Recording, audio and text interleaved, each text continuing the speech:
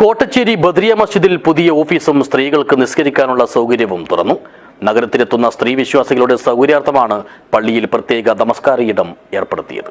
This news sponsored by ഉയർന്ന ഗുണനിലവാരം, തികഞ്ഞ വിശ്വസ്തത, ജനതാ പാൽ.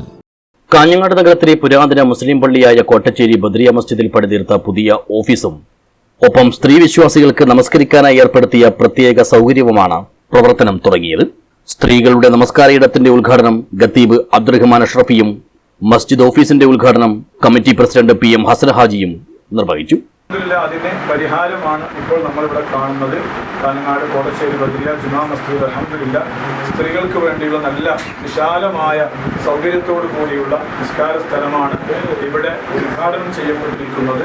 ഇതിൻ്റെ പിന്നിൽ പ്രവർത്തിച്ച എല്ലാ ആളുകൾക്കും പണം കൊണ്ടും തടി കൊണ്ടും എല്ലാ ആളുകൾക്കും അല്ലാഹു സുബ്ഹാനഹു വ തആല അർഹമായ പ്രതിഫലം അല്ലാഹു തആല പ്രദാനം ചെയ്യുമാറാവട്ടെ.